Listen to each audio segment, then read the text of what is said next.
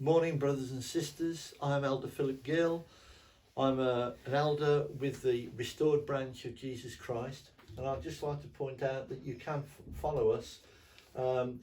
Info at Restored Branch or restoredbranch.com. You can also find us on Twitter, Facebook, and YouTube under Restored Branch. I'd like to talk to you today about Missouri, specifically that part of Missouri that we would call our spiritual home, Zion. The desire for Zion, that ideal society promised in ancient and modern scriptures, caused the energetic yet strained history of early Mormonism in Missouri. Within 1 decade, the Mormons sought to establish a Zion in 3 separate locations. There was Jackson, which is in 1831 to 33, Clay and neighbouring counties. I do apologise for anybody listening to this who's in Missouri. You probably know better about these areas than I do. That was in 1833 to 1836, and Caldwell and others in Upper Missouri between 1836 and 1839. The church grew at this time, but it never really flourished. It's a shame. Instead, the Missouri story is of big peaks and big troughs, but never flatlining where we had stability. Even today, the Missouri around independence is full of people supposedly singing from the same hymn sheet, i.e. their belief in a restoration in Joseph Smith, but really all singing from different hymn sheets in a way, which is very typical of early church in this area, and also coming into conflict, which we do now. Unfortunately, a lot of the conflict at this time was between us and Missourians who weren't members of a church. Now there's a lot of conflict between people who are supposedly singing from the same hymn sheet, but are not. The story of this troubled history starts after the organisation of the church in 1830. The exciting Book of Mormon teachings of Christ about a new Jerusalem, a city of Zion, that would be founded in America in the last day, created this kind of spiritual bonanza. Everybody went berserk to get to Zion, which sounds clever, but with it came a lot of problems. I'll go over them in a minute. You can see a lot of this in the church history if you get your church history books out. What I'm saying, you can track. 5 months after the church was organised, well, a month later, 4 missionaries left for the western frontier to teach the Indians. This journey made by Oliver Cowdery, Parley P. Pratt, Peter Whitmer Jr. and Ziba Peterson. In 2 or 3 weeks from arrival, Parley P. Pratt wrote the following: "We had baptised 127 souls." I mean, to me, that seems terrific. You're talking about 2 or 3 weeks. After 2 or 3 weeks, they had 127 people. And this number soon increased to 1,000. What we don't have, because I've looked at they don't have the time. But let's say it was from 3 weeks to 2 months. Even in 2 months, to go from 0 to 1,000 people with some going. You can get that from his autobiography. Oliver Cowdery, Parley P. Pratt and Frederick G. Williams went to Indian encampments, while Peterson and Whitmer sought employment in independence as teachers and tailors. These missionaries felt their responsibility keenly, it says. Now, I can imagine that, because obviously the Book of Mormon is all about Indians, really, and how the early saints did have a desire to go to the people that this book was written about. But they hit a problem. I'll talk about this. The missionaries felt that they had a responsibility. They knew that the Lamanites would help build the future New Jerusalem. They had been, these people had been redeemed from their fallen condition before the next step could be taken in the work of the last days. You can read that in 3 Nephi 21-23. The particular Lamanites happened to be, in this case, Delaware, because that's the area where we were, or where they were. The chief, though, had a very negative feeling about Christian missionaries. All Christian missionaries. Didn't like anything to do with the Bible. He thought it was, well, wasn't necessary. I mean, he wasn't dogmatic about it, didn't know enough about it, but he knew it would cause trouble because he'd had in the past, because they wanted these people to change. But Oliver Cowdery persuaded him to call a council of his leading people, and for several days he taught them about the Book of Mormon. But then he ran into a problem, and he ran into a problem from 3 ministers among the neighbouring Shawnee people. I don't exactly know the geography of the Delaware and the Shawnee, but obviously they butted up to one another because they were close enough for Oliver Cowdery to visit them. Apparently the Mormons were first to preach among the Delaware, but they had not yet petitioned the Superintendent of Indian Affairs in St. Louis for the necessary permit. So basically they were pointed out, this was pointed out to them by these other missionaries, and said, basically, you can't go there, you ain't got a license. So they went to get one, and they went to a guy called McCoy. And McCoy's son John, who had helped them survey the Delaware reservation and nearby Fort Leavenworth. Records show that the Indian agent at the time that they petitioned was a new guy on the block called Robert W. Cummings, and he ordered the Mormons out of the area. So they went to get this license, which was up until then a routine matter. But it shows you, doesn't it, that Satan works in mysterious ways. Basically, between the time when they heard they needed a license and by the time they got there, they weren't going to be given one. And they were ordered off the reservation. And if they didn't, there was a threat of military prison, and I wouldn't want to have gone into a military prison. And bear in mind, there was a military prison only in Leavenworth, which isn't that far away from where they were. So that threat, you know, it wasn't like they were going to be taken 20,000 miles to the prison. They knew that was one virtually over the hill, and it weren't very pleasant. So what do we read from it? Well, Independence was then just a raw frontier town. Basically, there were more Indians there than there was people. The final civilized stop, it was the final civilized stop, in inverted commas, if you'd call it civilized, for Santa Fe.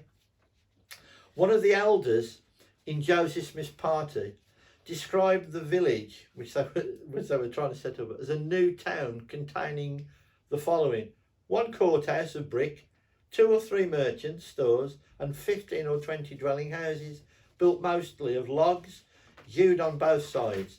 And both residents and visitors praised the country's astonishing beauty and productivity.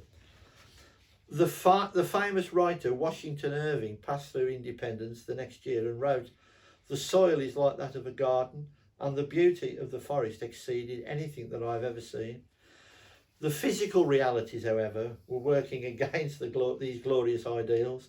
Zion's success depended in large measures on the stability of the inspired economic system, and they didn't have one. Well, they did, but they weren't sticking to it.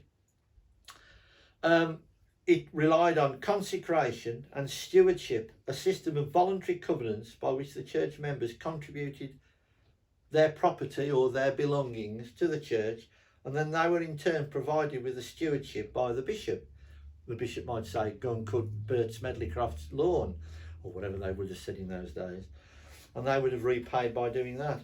And although the church leaders in the East tried to screen the gatherers for financial preparedness, they tried to only let the people go from the eastern New York states who could financially look after themselves. It was a bit like a gold rush. I mean, people had heard that Zion, the promised land, is just there, and they weren't going to be held back. So everybody, even the ill-prepared, rushed to this place. And it soon became apparent that the church system, which needed to be drip-fed slowly, was going to collapse. So, and people often didn't even arrive in a good financial state. Many of them, and I mean many, the majority in fact, arrived destitute in the first place. Now when you arrive somewhere destitute, the good people of the place want to feed them. There wasn't enough for them to feed themselves, let alone, I mean the area was good, but if you suddenly have a wonderful farming area that's deluged with hundreds of thousands of extra people, it cannot cope overnight, which is what happened. Bishop Partridge, who was the bishop in the area, was placed in a very difficult position because he tried to supply them with land so that they could help themselves, but they didn't have any funds. So first of all, you're breaking the first rule of the covenant. People come, pledge stuff that they had, and they receive back later. These people were being given things from an area where they had very little to give. So eventually what happened, misunderstandings then between Mormons and the Missourians that were there before the Mormons started to escalate. And basically, not all Jackson County residents were rough frontiersmen who would come to the area. A lot of them had education, they were sensitive, they were sufficiently educated to know right from wrong, and also sufficiently educated to know what good and bad commerce and government was. And they knew that this sudden influx of people, good people, nevertheless, was a recipe for disaster. And at first, the differences were merely interesting, not sinister. Parley P. Pratt recorded the following. He said, "We lived in peace and quiet, and on Sundays the people assembled to preach, pray, sing, and receive the ordinances of God. Other days all seemed busy in the various pursuits of industry, and in short, there was seldom, if ever, been a happier people upon the earth than the Church of the Saints now here." That suddenly changed into the following. By the summer of 1833, the Mormons had established 4 settlements: Core Township, west of Independence, one in Blue Township, in and near the village at the Temple Lot Farm, where Bishop Partridge was located.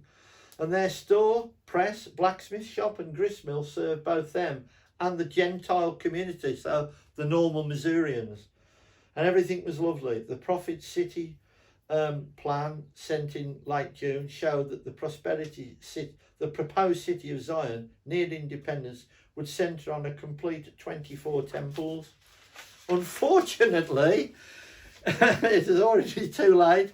By this time, the Mormon leaders refused to compromise their plans, and about 50 of the rougher citizens, or the Missourians, robbed the printing office, scattered the contents in the street, demolished the building, and attacked the church store. They then assaulted Bishop Partridge in the public square, tore off his clothes, tarred and feathered him, both him and Charles Allen, who worked with him, and other members. 3 days later, the mob met again and forced church leaders to sign an agreement that the saints would leave the county by the following spring. So you've gone, in a very short space of time, from this Valhalla land where everybody wanted to get to, and because of bad planning and telling people, I mean, if you go into a big city like New York and say, which was, not particularly clever at that time, and say to people, "Oh, if you just go over the hill, we're building Zion, where God's going to live, and everything will be beautiful," and you don't expect to be deluged with people. Also, there was a lot of non-members moving into the area, which is also something overlooked by history. There wasn't just Mormons moving in there. There were what we call in the lesson I'm giving you today, non-Missourians. They were coming in by the truckload, and there comes a point, doesn't there? But no matter how bountiful the land is, no matter how beautiful it is, if you have too many people all eating from the same trough, somebody's going to go hungry, and that's going to build up resentment, and there's going to be violence, which there was. we read that most of the exiled Mormons, because they pushed them out, travelled north across the Missouri River into Clay County. The next gathering place, although some fled south to Van Buren and others eastward to Lafayette and other counties, they spent the winter in rough huts and tents. Now, it gets pretty cold in that part of in winter, extremely, living 20-30 degrees below in a tent, in a hut without windows, and they wouldn't have had glass. I mean, these people fled. They just about managed to get some kind of temporary arrangements put up. So it was tough. And then what made it worse? Meanwhile, Joseph received revelations reaffirming that Jackson County would still be the centre place of Zion, that the suffering saints should seek redress in the courts, which sounds wonderful. Go to court. These people can't just trash your stores and kick you out. You've got rights, which you'd think would be the case. So quite rightly, they petitioned the governor and eventually went to the President of the United States. The saints tried to follow the instructions as found in Doctrine and Covenants, but the first two cases progressed slowly for obvious reasons. The jury was composed exclusively of people who were not Mormons, that were Missourians who had been either forced off their land because of this influx of Mormons, or had seen Mormons flourish because they gathered together and helped one another, and they didn't, and they felt, hang on a minute, why should they be better off than us? So if you have a jury made up of people who don't like you, you're probably not going to win. And then later on, Jackson County officers were called in to protect them, but then Joseph Smith, seeing that they couldn't offer the protection, organised Zion's camp in the spring of 34 to carry relief to the saints and help them to return to their lands. That too was fraught with danger, because all that invoked was people outside, and governors thought, hang on a minute, he's invading that place with an army, we're going to sort him out, right? Which it wasn't really what he wanted to do. So what we know of now from history is 2 years before, in 1834, the saints had already petitioned Andrew Jackson, the president, for help. President Jackson felt that basically it was nothing to do with them and was a state problem, go away. So not a federal one. And it was the trouble, if you like, was handed down to the governor at the time, Governor Dunklin. And he told the saints he was willing to invite federal intervention if more violence broke out, but wasn't prepared to on these occasions. Bishop Partridge and others reminded the governor of this promise on the 7th of July 1836, but he broke it, saying, all I can say to you, he wrote, is that in the Republic, the voice of the people is the voice of God. Right. A June citizen meeting at Liberty had voted against the Mormons. They knew they must then leave again. So basically he was saying, if the majority of people vote you out, as far as I'm concerned, they're acting in the name of God. So that's what happened. A load of Missourians voted that we should leave and get out. So many of the revelations on government and law grew out of these troubled times. And a lot of the things that were trying to be invoked could never have worked. Never.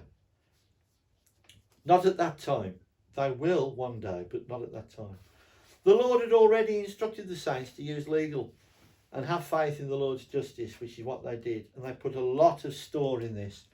And they tried to frame constitutional law, etc. Oliver had written a political statement to the church, which is things that needed to be done at the time.